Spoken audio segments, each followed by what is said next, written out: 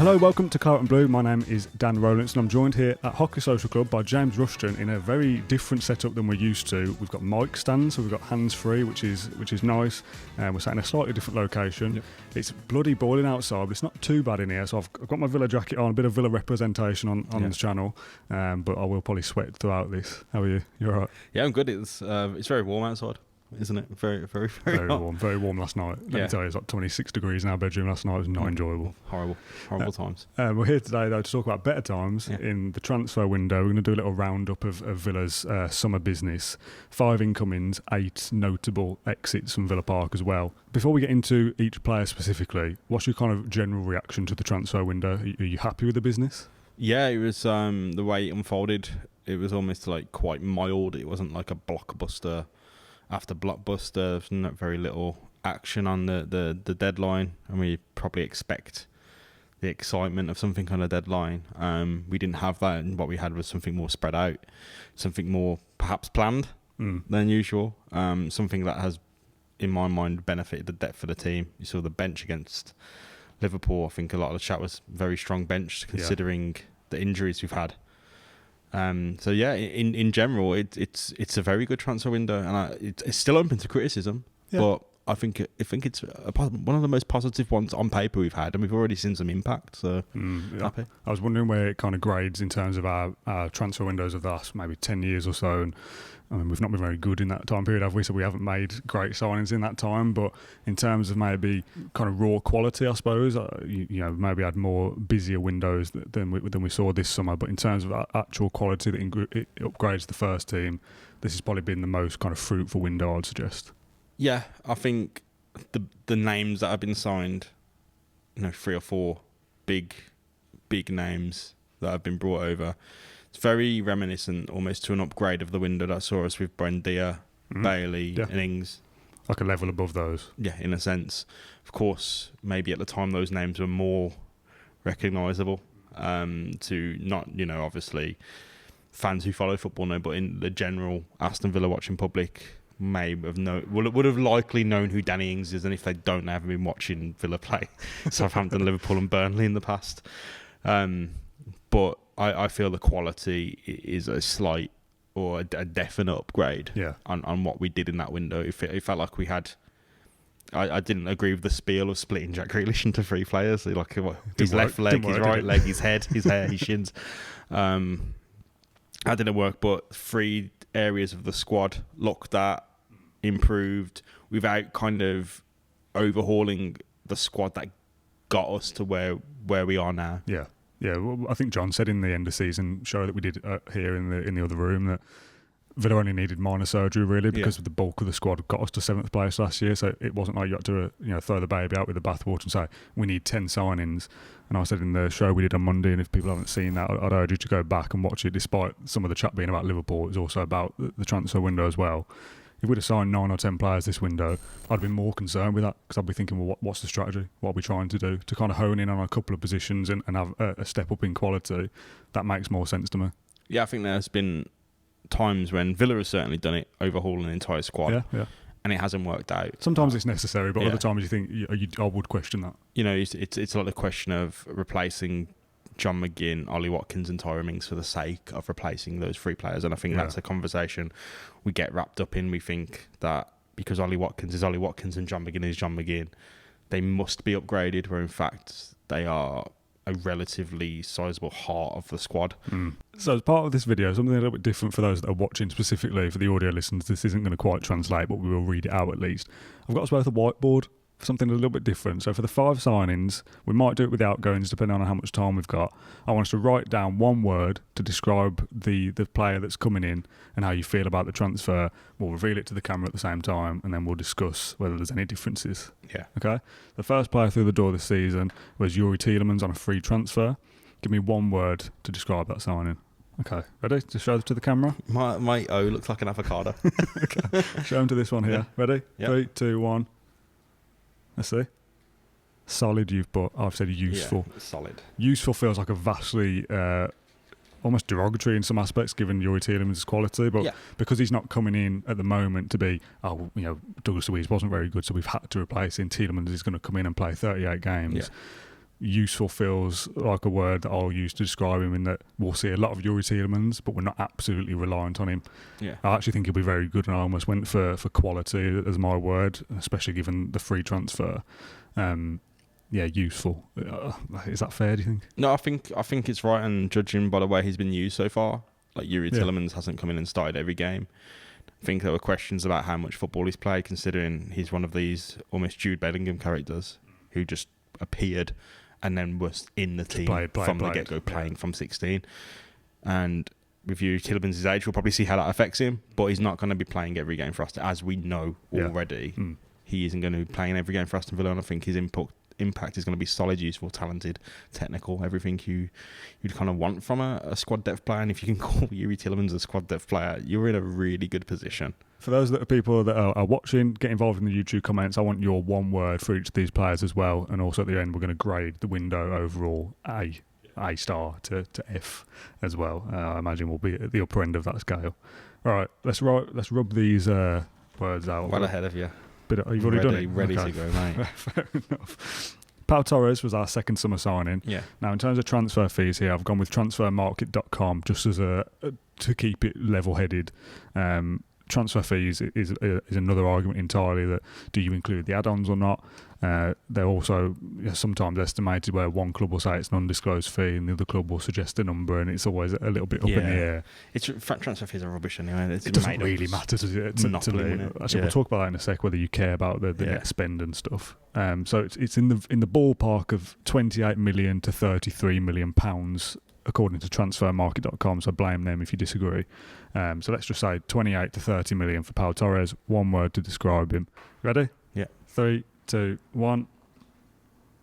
I've gone with differential. Mine is avant-garde. Well, I don't know what that means. I don't... I just thought it's not typical. It's a bit outside the box. Okay, very differential. I think differential, and it's like almost like it's a bit of an artwork that makes you think rather than giving you an answer straight away. Okay, interesting. A lot of the criticism or fair, valid points made about can he succeed in aerial battles? Mm-hmm. Are you playing the whole conversation about playing two left footers because they're rare. So a right footer is more used to playing on the left and the right in both positions. And the way they receive the ball and that kind of thing. Yeah, because there's in general fewer left footers. So when you put them on the right, they're like, ooh. Yeah. Whether that is an actual factor or something we think, but coaches talk about it, so we probably have to take that as gospel, essentially.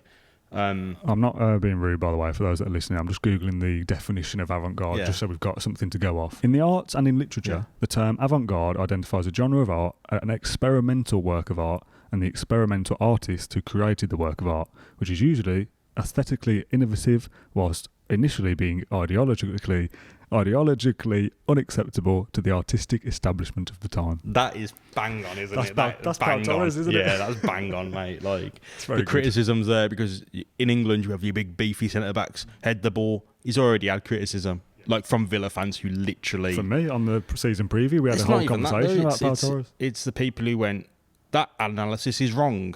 He will head the ball, and then the ball goes over him. He's like, why hasn't he headed the ball? Yeah.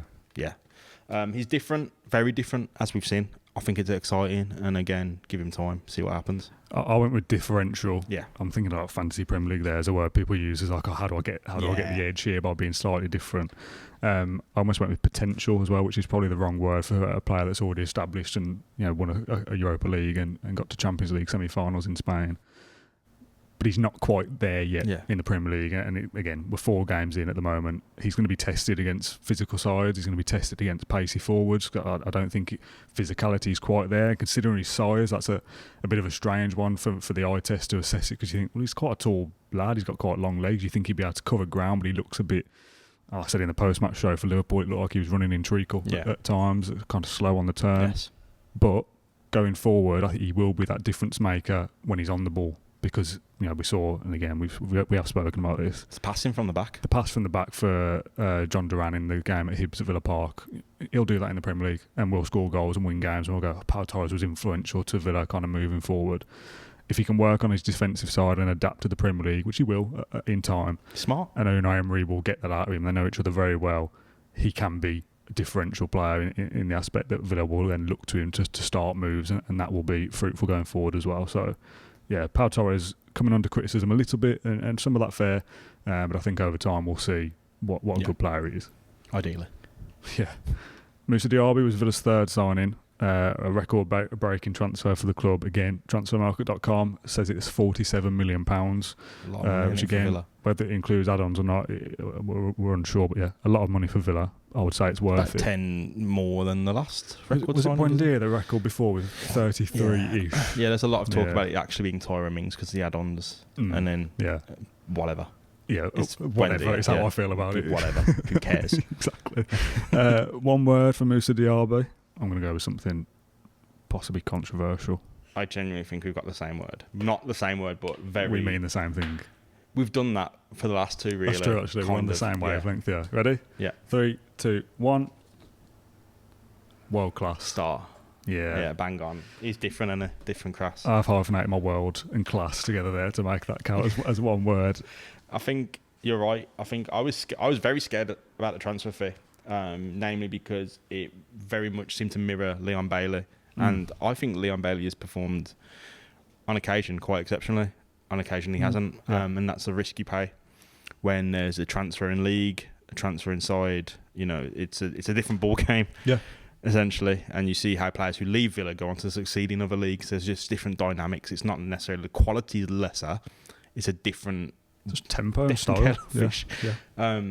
Diaby, I was feeling the same. Instantly proved wrong. He's really, really good. Yeah. I don't know if I can really go into him in that much more detail and saying I've been quite amazed by what he does. Instant impact. I wanted to go with instant impact. I was going to put impact, but I didn't think that did it service enough. So I wanted to go instant impact, but didn't want to break my own one-word rule and then have done by going world class. I already broke it. World class is a term that's thrown around willy-nilly and probably isn't accurate, really. Is he world class in the sense that he could go and play for Real Madrid? No. Maybe, but let's say no. I think in the kind of microcosm of Aston Villa, he's world class. He's one of our better footballers instantly, and comes in and kind of steps up a level. If we talk about Football Manager very quickly, a player's got a star rating based on their club. Moussa Diaby comes in and is a 5-star player at Aston Villa. He might not be a 5-star player across the league, but for Villa, he's already kind of a level above in terms of his pace, his directness, his finishing is very good. It's that forward line that's different. It's different, yeah. He's Leon Bailey beats people with tricks. Yeah. Ollie Watkins beats usually by a hold up or a move. Moussa Diaby just seems to beat them however he kind of feels like it, which is bit of a wild card in some aspects, you could say. But if Villa were going to play balls over the top through somebody like Pau Torres or Tyrone Mings, if he wasn't injured, having Diaby to run behind it and get into space, it is dangerous for any defenders to worry about. Yeah. But when he does get into those positions, he can finish as well. That goal against Burnley, that Burnley kind of get back into the game a little bit after half time. Villa play out from the back. John McGinn turns somebody, plays the ball through. Yeah. Diaby gets it, first touch, goal, back of the net, game over. And that's what I mean by world class. It's those little moments that you look at and go, difference maker. That will win Villa games. I love him. I said in our season preview, he's my top goal scorer for Villa this season in the Premier League as my kind of end of season prediction. We talk a lot about a 20-goal forward and how everyone wants that. I don't think Diaby will get to 20, but I think he could get 16, 17 quite comfortably, and that would be enough to make him Villa's top scorer. Yeah, absolutely. Okay, fourth signing then, and penultimate incoming, Nicolo Zaniolo on a loan move. Again, initial fees are $5 million loan fee.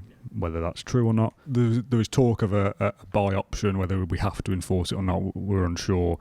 And again, the suggested fee is around 17 to 20 million. Yeah. Which, to be honest, I think would be good value, because if he has a good loan and you trigger that option to buy, it's good. It's a good business deal. So Nicolo Zaniolo, one word to describe him. I'm gonna just do more words. Okay. Ready? 3, 2, 1. Wild card. Glass cannon. Glass cannon. Okay. Explain. So, I feel like this is like a gaming build where it's like you've got no defense, but you could like kill someone. You know what I mean? You take one hit, you're gone. Got ya. Understand. Diablo is where I'm coming from here. So a powerful thing is a cannon, of course, can cause extreme damage, but is made of glass. So handled with care. Right. Understood. I mean, it's not saying like he's just gonna like go out and snap his legs. But I think touch wood, he doesn't. With the two, I think there's over talk of the two injuries being the fact that it's more the mental side of that. When a player has ACL, MCL, meniscus, worst one, in my opinion. Thank you, doctor. just because of the anti-fatty thing, I was trying to work it out with that.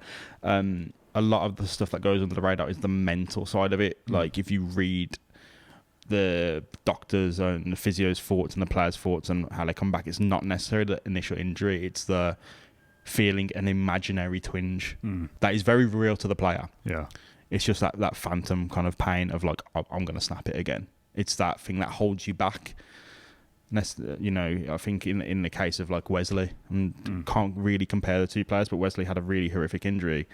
What probably held him back is definitely the physical side of that injury, but also like, next time I do it, am I going to play football again? Yeah. And I think with someone of Zaniolo's potential, maybe there's more weight on that. Maybe he is someone who has to kind of put that right to the back of his mind to play at his best potential. Yeah. And after how long it's kept him out of the game, how it kind of affected maybe the trajectory of his career. I'm an Aston Villa fan. I love Aston Villa. Would Zaniolo expect to be at Aston Villa at this point of his career?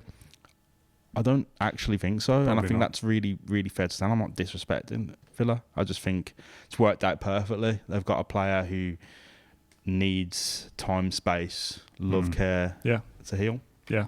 I think when you burst onto the scene, to quote Michael Richards' phrase, and win the Young Player of the Year, I think was it, in Syria, you were expecting then to go and have a dominating career playing at the biggest clubs in the world. I would expect to have a couple of bad injuries. You're right, the mental aspect of, oh no, what if I'm not as good as I used to be, kind of thing. Will I ever recover? Will I ever be as good again? Is something that's probably difficult to reckon with. I've gone wild card, but as you were talking then, I feel like I could change it to Maverick, just on a couple of games we've seen him. And again, this is a very physical thing, but floppy hair, pink boots, shirt tucked in, you instantly are drawn to him and think there's something there, there's something about him. The no-look pass, the nutmeg on his debut, just little things like that are very minor and rather meaningless. In fact, it's not going to win Villa games, is it, him doing a no-look pass, but it's something that makes us kind of stand up a little bit and go, ooh, and that's interesting. That's where that damage comes in, is that he's the player who you might be surprised at the end of the season because he might be in and out of the squad quite a bit. And at the end of the season, he's got 10 plus goals and assists. When did those happen? That's exactly what I think, and that's why I went wild card in the end. Just that I think probably a signing that you look at in that list and go, Tielemans on a free, everyone knows him. That's good business. Like neutrals will look at that and think that's smart. Pau Torres and Moussa Diaby for pretty decent money again, European pedigree. That they've done well elsewhere. They're good deals. People probably overlook Zaniolo and think, a lone player of an Italian forward. Okay, whatever. Yeah. I think we'll look back on him at the end of the season and be very impressed with his output by the end of it and his impact. So, wild card. The final one, Clement Longley on a loan, a deadline day move that was done effectively because Tyrone Mings was injured. Yeah. He replaced. The talk is that he's back up to Pau Torres. He's also left-footed and would play on that same side. So maybe not, but it's an extra body in there now that Mings is injured. And obviously, Diego Carlos went down at Liverpool as well, and we still don't know actually how long he's going to be out for as we're recording this podcast. So, Clement Longley, 1 word, 2 words for me. Hopefully, handy. Safe. Yeah, I'm not expecting to play loads of football, although I think he is a good footballer. But because he's come in on deadline day as a loan, I don't believe there's an option to buy. I think he said something about I'm hoping to help the team for 1 year or something like that. He knows it's a short-term thing. Yeah, game back. Pau Torres and Diego Carlos and Contra are your main choices. Chambers and Longley are your backup, essentially. We'll see bits of Longley, of course, certainly in the Conference League games, and it'll feature here and there. I say hopefully just because he didn't have a great time at Spurs last year, but Spurs didn't have a great time. So they did not. I think he can be a safe, handy footballer, and Villa will utilise him in games when they feel they need him. Yeah, it's like the Who Wants to Be a Millionaire version of like Jan Bednarek. And I say that because I don't, people had a little wobble with the Longley deal. It's just like it's one of those where it's kind of the same thing as the Chambers Bednarek kind of thing, where it's like, what are we doing here? What's the crack here? And it's a player who's just going to be safe backup, so you don't have to instantly chuck a child into a Premier League backline. So that's all the incomings graded then. There are 8 notable players that have left the club this summer. We'll do the same thing, one word for each, but we'll try and rattle through it a bit quicker because we don't want to spend another half an hour discussing the outgoings. So first of all, these are in a pretty random order, but sorted by transfer fee. So not random at all. First of all, Cameron Archer to Sheffield United for a reported 18.5 million. One word, please. I feel like we could go for the same word. Yeah. Ready? 3, 2, 1. Smart. Sad. Yeah. Interesting. Okay. And it is both. Smart in terms of we control his future is the narrative Villa have used. We've got money for him. It's good for FFP. He gets experience in the Premier League. If he's any good, we have the option to bring him back. Yes. But also sad. Yeah, and I think there's, it's very easy on Twitter to go, you said that opinion, I've said this opinion, you're wrong. And it's like you can hold both of these. I think you can hold more than both of these. I think it's sad that a financial fair play mechanism is genuinely building a good academy and selling those kids, because this is what makes football, man. It's like the special thing about Villa getting promoted is not them getting promoted. It's the fact that a Villa fan led them and a Villa fan captained them. It was also pretty good to get promoted. No, don't get me wrong. And the circumstances it happened in, but what makes it magical and not just something that you go, oh, we got promoted X amount of years ago. This was like a fairy tale. And that's why you follow football, is to see the kid who was like kicking around in the tarmac outside of Villa Park eventually become their number 9. Exactly. And I mean, that's probably not the case with Cameron Archer, but it's the idea that you believe in that football is something else, not just a balance sheet. Yeah, it's the idea that FFP is flawed if the way to get round it is to sell youngsters. Yeah, that's crap. Yeah. That is crap. Like there's no other way around it. But it is elite club business. Yes. That's what big clubs do. For the literal reasons we've just set aside. But if Villa, you can only play. That's the game, play with the rule book you have, and the rule book's crap, so you play with it. Let's try and think of something different for Aaron Ramsey then, even though we could probably say exactly the same things. Ready? Aaron Ramsey, one word. 3, 2, 1. Sad. Smart. So the reason why I changed my mind on this one is because you'd like to think there's a pathway for Aaron Ramsey directly into that squad. Conference League provides that, right? But I feel like Cameron Archer was very close to being a starting striker for Villa, based on in the squad. Yeah, but more so if like Ollie Watkins went down, then you're talking about DRB, maybe Bailey Zaniolo, McGinn, support options. I'd love to see McGinn. I'm dreaming for that day. Honestly, DRB is the number 9 and McGinn off him, I think we'll be fine. It's like goal against Tottenham in the first season back. Pure striking movement, mate. I digress. Archer had probably a smoother pathway to starting, especially with the Conference League football, mate. So to see Aaron Ramsey kind of go off to Burnley, that's really good, that's really smart, but it's also again sad because you convince yourself that these players with the matches we have are going to come back and there's going to be a role for them, and imagine a Villa where Aaron Ramsey's playing, Jacob Ramsey's playing, and Cole Ramsey's playing. That's why I put that's sad. Nuts. That is something that win, lose or draw makes you smile, makes you appreciate the club. If it's just full of players you've bought for X amount of money, it's a bit, the soulless argument is always there, but like you had that opportunity and maybe the players didn't rise to that level. But I don't think so. I think Villa have just progressed quicker than the players have. That's the one thing. We talk about it a lot, that if Villa don't continue to progress and get top 4, for example, the players we have in the first team will think, well, Villa aren't matching my ambitions. It also goes the other way, that Villa have already progressed past Cameron Archer, Aaron Ramsey, Philogene on this list as well. And that's a shame for them, but again, like we said, it's the game we have to play and the hand we've been dealt. I'm not going to say much more on Aaron Ramsey because you've covered it well, and the same things that we said about Archer apply as well. And it's both. It's smart, of course. Yeah. Jadon Philogene then, slightly different. 5 million to Hull City, if again reports are to be believed. Again with a buyback. One word for Philogene. 3, 2, 1. Weird. Question. Yeah, I don't get it. That's probably not the right phrase, but I don't get it. It's such a lesser transfer than the others. Aaron Ramsey and Cameron Archer have gone to Premier League clubs for not large money, but 14 and 18 million and not to be sniffed at. To go to Hull City, who, I mean, they've probably got aspirations of being promoted, but whether they are one of the sides I would put in the top 6, I don't think they would be. And for 5 million, again, any contribution to FFP is good, but seems neither here nor there. Yeah. So I think it's a case of Philogene wanted to play. Yes. And they've actioned a move to allow him to do that, and it's better than a loan for the books. But it feels like such a step down compared to the other two that I kind of think, well, is there a pathway back for Philogene? Because although he was the one that was featuring most in pre-season, he's gone to a lesser standard for a lesser fee, so maybe he's just not that good. Yeah, I think there's a way in looking at that where you're using a transfer fee to kind of define a quality of a player, where it's not the case, is it? We know that for a fact. That the transfer fee does not necessarily denote the quality of it. It's just the one number that said made a yes happen. With Philogene, I think it's very much a case of wanting to I am ready to play football. Fee can reflect a lot of things: contract length, age. Yeah. Also, his background isn't traditional. I don't think he's academically trained like a Cameron Archer. I don't know what difference that would make, but maybe you're looking for a safer bet in a Cameron Archer, maybe, or an Aaron Ramsey than a Jaden Philogene. But I think I genuinely think of all the players, there was definitely, because those wing positions, Matty Cash is a winger now. They get changed and thrown around a lot. So I do believe when Unai Emery says I was going to use him, that he was going to use him. Yeah, agreed.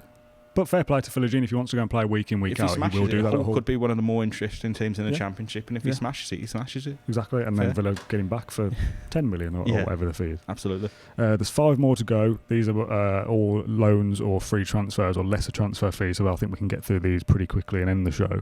And I think actually I could probably write my one word for Marvellous Nakamba and apply it to most of the others here. Yeah. So one word, please, for Mr. Nakamba.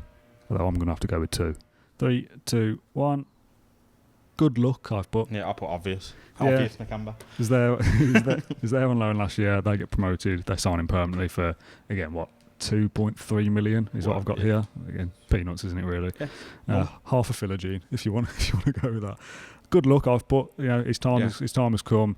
Contributed to Villa in some aspects, but again, Villa got to a level above his ability. And if he can go and play week in, week out for Luton, and if they stay up, that's a good move for him. So, good luck, Marvellous, if you're watching. Yeah. Got a little footnote about Nakamba because I saw him. Oh yeah. Just before he moved to Luton, he was picking up takeaway from a restaurant. Okay. And there were open disabled spaces, and it's quite a long road. And there's open disabled spaces, and he's in his, I think it was a Lamborghini or McLaren even. But the road was really long, and there's disabled spaces literally next to the restaurant, and it's a going in and out job. So I think a lot of people, I don't agree, would stop. And I know for a fact they do because I go past it quite a lot. Anyway, it's a long road. He parked at the bottom and walked up, and I thought that was really cool of him because not a lot of people. I genuinely don't. I know for a fact a lot of people don't do that. And a footballer who's got loads of money, his McLaren just sailed to the bottom of the road with a rinky-dink little cars, found a parking space, literally looking for a parking space in McLaren, and went in there for 30 seconds. Fair play to him, abides by the rules. He's a nice guy. That sums up what I felt like Marvellous Nakamba would be like, to be honest. Yeah. So, that's nice. Talking of pointless details, you don't need to reveal the location or the name of the place. What kind of food is it? If I reveal the name, you know what? It's African cuisine. Okay. All sorts. They do the menu's massive. Okay. But I see people going there takeaway a lot. I walk past it to go to a coffee place to work. Mm-hmm. And they're in and out. It's like it's a takeaway joint, mate. But it's also a restaurant and bar. Nice. Okay, lovely stuff. These aren't in any kind of order in terms of when they left, but these now are all free transfers, I think, or pretty close to it. Keenan Davis to Udinese is probably one of the most recent. Again, 1 to 2 million, I think. Again, if reports are to be believed. I find this quite difficult. One word for Keenan Davis. I've gone 2. I've absolutely ripped up my rule book. Ready? Yeah. 3, 2, 1. Time's up. Yeah, pound sign. Why? Money, innit? Fair enough. Yeah, it's just like... I just feel like you could come at that from 2 angles, because there was talk last summer of a move to Nottingham Forest for 10, 15 million. For him to go from 1 to 2 million to Italy, it feels like we should have sold him last year, really, because he's not had any opportunities with us. Yeah. But time's up, again. Progressed far past Keenan Davis's level. Was never going to be a Villa player 2-3 years ago, never mind this summer. So away he goes, and best of luck to him. People say Udinese is weird for him to move to, but his last move was at Watford, owned by the same family. He's literally destined to end up at Watford. Absolutely, yeah, I agree as well. Ashley Young. That's a painful one. That is. Is that your word, painful? No, because... Let's get the words in first. Yeah. Okay, ready? I'm going to get a stick for this. I can absolutely guarantee it now. I'm trying to be a bit different here for the sake of the fact we're recording the podcast. Yeah. I don't know if I even fully agree with this, but I'm going to try and make an argument for it. 3, 2, 1. Sensible. Miss you, XOX. Excellent. No, again, it's the same. I think I'd argue till my face is blue that Ashley Young's a Villa legend. And I'll tell you what, the one thing that absolutely nails that on for certain is I could, if I was a betting man at home at Villa Park this season, Ashley Young's name has been sung more than any other player because they sung it against Hibs and they sung it against Everton. Obviously, he was on the pitch, but then there was no reason to sing it at Hibs. And they did do everyone else's, but Ashley Young already got sung. So, the fact that he's held in such high regard, the quality he's given, the way he changed, like he was a different player. Yeah, of course. And again, it's sensible, but again, I still think, I know there's a squad limit and Villa have already kind of like probably cocked that up a little with the balance of their squad and the ages and the homegrown quota. Yeah. Maybe there wasn't room for him, but I wish there was. And the fact that you can't include players that you just like because of rules is crap. But again, Football Manager, that breaks your heart because he's having a right barney with you, isn't he? If you leave him out. Yeah, I've gone sensible, and like I said, I don't know if I even fully agree with my own argument, but just because he's getting to a certain age, he's 38 now, he'll be 39 by the end of this season. Again, he played very well for us last year, and I think if the decision was made, at the Brighton game last year, we'd have all gone, keep him from the league, absolutely. My word for sensible comes from literally just the hindsight of the first couple of games of the season that he's had a bit of a stinker in a couple of games. Everton looked crap, so there is that. But you kind of wonder whether this season is maybe one too many for him. And if Villa are going to be up around the top 6, do you want a player that is maybe in the final months of his career kind of dwindling out a little bit? Yeah, it's like go out at the top. Yeah, had a great season for us, finish. And if he would have retired, legend, great, love him. To see him kind of have a crap season with Everton and be relegated would be a sad end to his career. And I get everything you said and I agree with it. And people will say, we're light at right back if Cash is injured and all those kind of things. We're light everywhere if someone's injured, though, really. Exactly, that's the and nature of it. That's football, isn't it? So, I would rather see a scenario where, and again, this is probably never going to happen, you've got Cash, Conser can play over there in this kind of makeshift back three, pushing over and playing a right back role. Callum Chambers can play there if necessary, although I don't think Emery wants to do that. If Villa were in an absolute pickle by the January window, you either recruit a right back then that actually fits the profile and is at a better age than Ashley Young, or you bring Kane Kessler back and implement him in some ways. And I don't know whether that's feasible or not, but sensible is probably not the right word, and I feel I'd maybe be criticised for that, but Ashley Young's time in hindsight was probably up at the right time. You didn't want it to be, but it probably was. Yeah. Wesley, one word. What was that face for? This is crap for him. Having to play at Stoke. I've seen yours. 3, 2, 1. You've put a sad face. Yeah. I've put fair enough. Yeah, I mean, just go and play at Stoke, score goals if you can, and work some kind of career for yourself. But it's never going to happen at Villa. Yeah, sad times. Whatever. I just think this is where probably an overly strong sense of enforced parasocial empathy comes in, where it's the guy came to be a Premier League striker and he was on the cusp of having I think he was on for a 10-goal season, and that would have been a little better because the Burnley game was probably one of his best, and that's the most tragic one. Shame. Wasn't going to rip up trees, but the fact that his Villa career got ruined by things out of his, and he would have played the next season, he would have probably had an impact the next season. Again, would his true quality show up against Ollie Watkins? Would he just simply be the same player and be blown away and not be able to perform? I'm be interested to see what Stoke fans think of him come the end of the season, and good luck to him. Yeah. Final one, Morgan Sanson completes a loan move again to Nice. One word for Morgan. Yeah. 3, 2, 1. Waste. Sell. Just again, bit of a waste of time. Just doesn't fit in. Doesn't fit in. Yeah, he's good. He's very good. Doesn't fit in.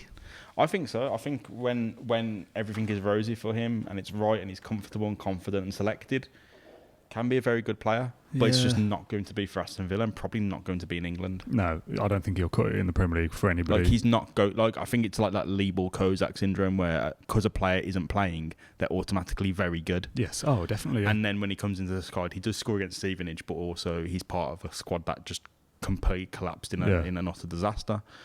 Annoying because I do think he's probably a very Unai Emery player. I think he could have an impact, but it's not going to happen. If he was an Emery player, he'd still be here. Frankly, there's always talk of there's an attitude problem, things like that, and frankly, we'll probably never know. But Dean Smith, Steven Gerrard, and Unai Emery now have not played him and shipped him out several times. It's always a loan because no one wants to buy him for some reason, and it just makes me feel like it's been a waste of time, waste of money. It does feel like that Stevenage game was literally the death bow maybe for a few careers because Danny Ings was gone after. Yes, true. I mean, Coutinho had his injuries.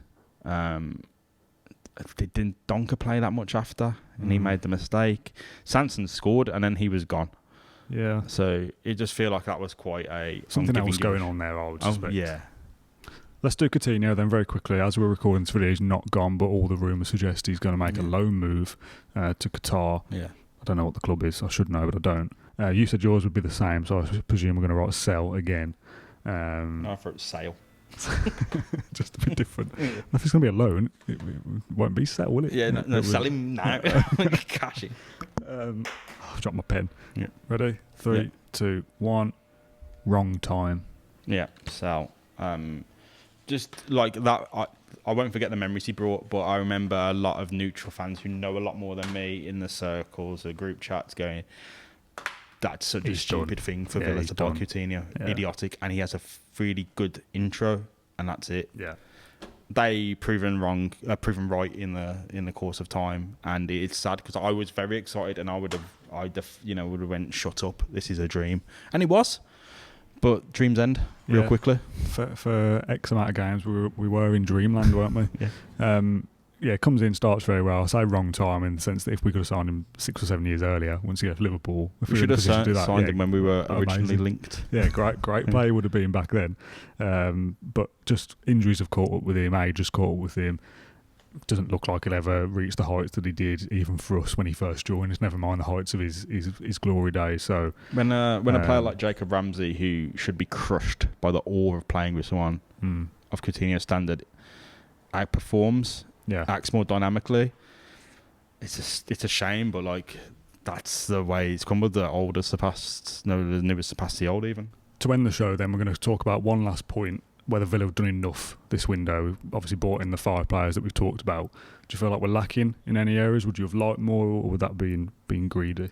I mean, you'd have always liked more. It's never enough, even when it's too much. You know, you always want to have new names. It's exciting. It's one of the football Christmases, isn't it? When the kit comes out, everyone rages about that. Squad numbers has died a bit. I don't think people care that much. Squad numbers used to be pretty. Like, I don't care about that.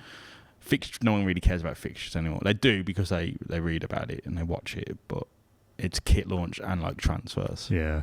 I think there's such an obsession with transfers now. We spoke about this on Monday, like net spend. I feel I haven't spent enough. The net spend's too low.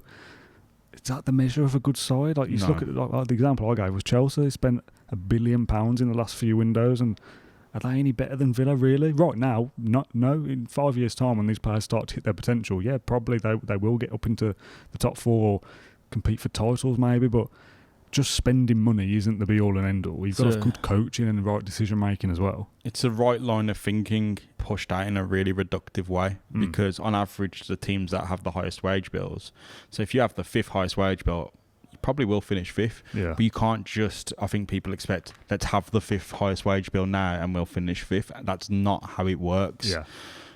Obviously, really simple-minded way of looking at the sport because fair dues, a lot of people have made names for themselves reporting on transfers, but that is all they do every season. They don't look at fan culture. They don't stick up for you when ticket prices are out of whack. They don't stick up for you when the club goes, we can't afford the coaches now, but we can afford 200. We can afford to spend £1 billion on players, but not 200 grand on coaches for you. The transfer thing, it disguises so much because it's like the owners are benevolent figures when they're spending money and they should be worshipped, and then when they're not spending any money, they're evil.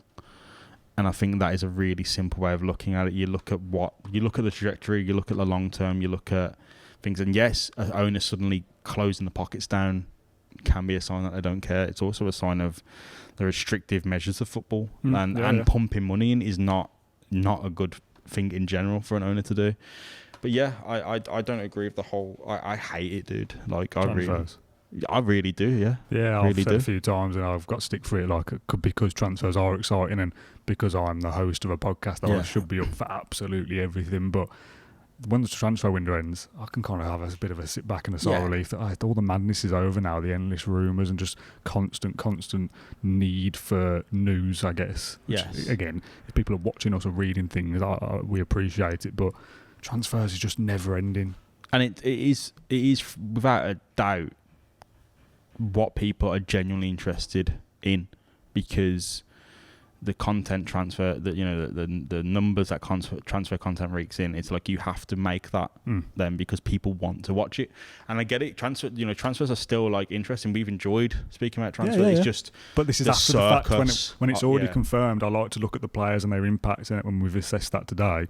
If we were doing, how many players is that? 13. If this was 13 rumours and it was like, what do we think this could happen? How do we assess if it might happen? Like, I don't care. Like, we'll talk about when it's finished. Quite a toxic thing because it's like you won't believe the verified journalist with sources, but then a kid says, "I've seen Zaniolo coming," and he does come. He does arrive, but a guy in his bedroom says that, and you're like, "Yeah, oh my god, spang on! I hate the journalist now." You know what I mean? It's like it's silly. It's a transfer season. I think.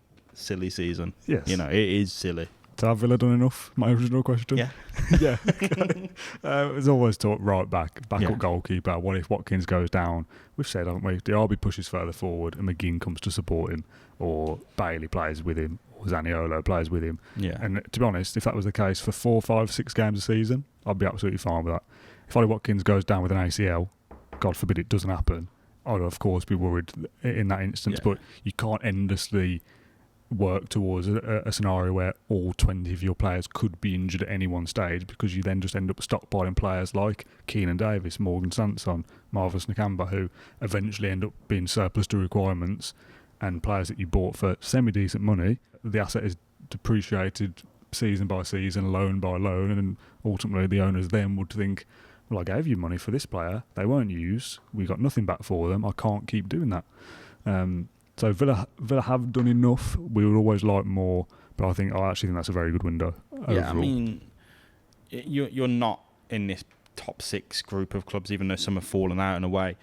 You're in this group of maybe a West Ham, a Brentford, a Brighton, where there has to be an element of risk in your dealings. Yeah. Because that's you have to throw a gamble, and if the gamble doesn't pay off, if you're like a West Ham, you can aim for a Conference League win, get you back in the question. If you're a Villa, maybe it's not completely satisfying every avenue of spending in a transfer window. Maybe that's a risk you take to unlock more spending power in the future. Let's grade the window then. We've done one word throughout this show. Let's do A to F, the old school way of marking results. You know, they do it as numbers these days. What? Like GCSE and A-level results is numbers. It's like 1 to 8. I don't know I don't know 1 is good or 8 is good, but yeah, it's numbers now. In our day, it was A to F. Give me one letter then to grade Aston Villa's window. Ready? Okay, yeah. 3, 2, 1. B. B. Yeah, I think so. It's a bit like the perfect 10 for a movie review or something. It's very rare to give a 10 out of 10, and an A is a 10 out of 10, isn't it? Or a 9 out of 10, I would probably say. I think you'd probably need a right back and a backup goalkeeper for me to increase that from a B to an A. I don't think there's such thing as a perfect transfer window because things happen. We'd have graded the 15-16 one as an A. I'm telling you now. We would have. Yeah, possibly. At the time. Yeah, maybe so, yeah. If it was September 2015, we'd all be going, we've had a great window. Yeah, Verity, Michael Richards on a free. Les Scott Richards, back of experience. Yeah, what a great set of players this is. Rudy Gestede played well in the Championship. Yeah, and we cross the ball a lot. He'll head it in. Yeah, I suppose. But yeah, I think B is probably B's fair. B's fair, and it's also positive. I think a lot of people might go, why didn't you put an A? B's good. In terms of a transfer window, B's a good rank. Yeah. I'd have that. I'd take that. I asked Twitter earlier exactly the same question to rate the transfer window, and I'll ask the YouTube comments to do exactly the same as well. I did a poll of the incomings and the outgoings. I said, rate the window A/B, C/D, E/F.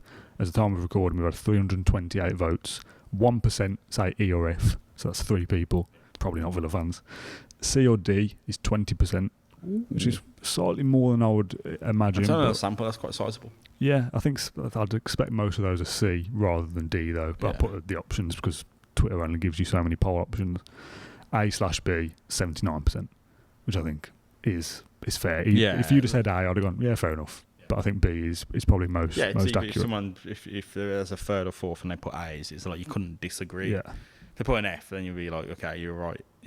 Yeah. What's going on? The final thing for me to plug is our phone-in show. Okay. Now, I was hoping we'd be able to record this today because I put a tweet out this morning as we were recording saying the phone-in show is back. If you want to get involved and have your say, send me a voice note on WhatsApp. We'll play them to the microphone and we'll discuss what the people are talking about.